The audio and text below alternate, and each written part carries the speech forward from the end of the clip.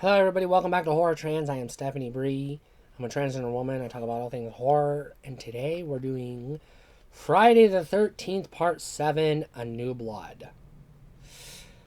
So this was, full disclosure, this was the very first Friday the 13th movie I ever saw as a kid.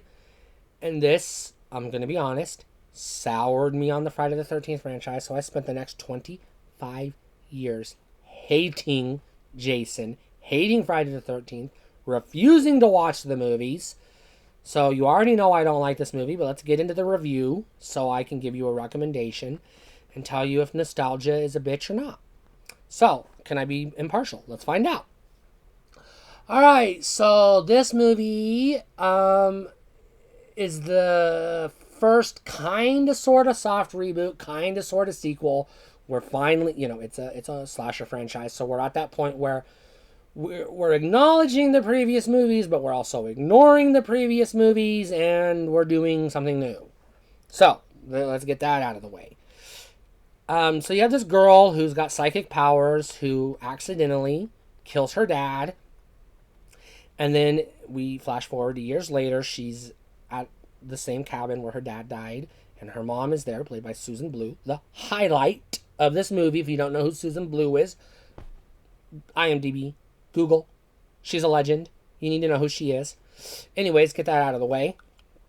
And Dr. Dumbass, I'm just going to call him Dr. Dumbass, is trying to exploit her psychic powers for his own personal gain because, he's a dumbass.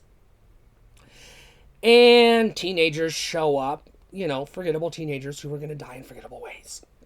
So, psychic girl goes on a temper tantrum and tries to bring her dad back to life, but fails? ?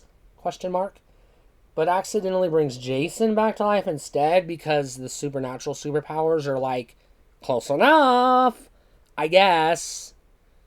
And we get Carrie versus Jason. I know. And Jason kills a bunch of teenagers, and Carrie, which is what I'm calling her in this movie, fights Jason with her psychic powers. She uses her psychic powers to throw a lamp at Jason, which you don't need fucking psychic powers to pick up a lamp and throw it at Jason. Strike number 1, or 2 or 3, I don't know, I lost count. This movie's got so many goddamn strikes. This movie's bullshit. Any one of these movies, anyone could have picked up a lamp and threw it at Jason. Why did we need psychic powers to float a lamp at Jason's head? Movie. Bullshit. And we get psychic power number 2. She takes a lamp or a light or a light fixture, I don't know, whatever, and drop kicks Jason into the stairs, and he falls into the basement because, she couldn't just shove him down the stairs with her hands. She had to use her psychic powers, I guess, because whatever.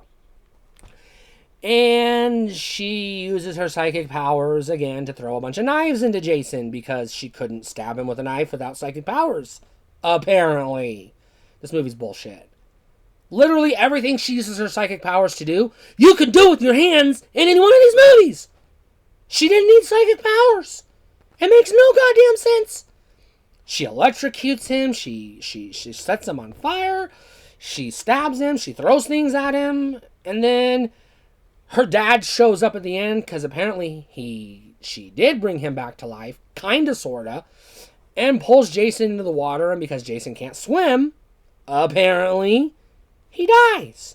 I guess. This movie sucks. This is a rent. Don't watch it.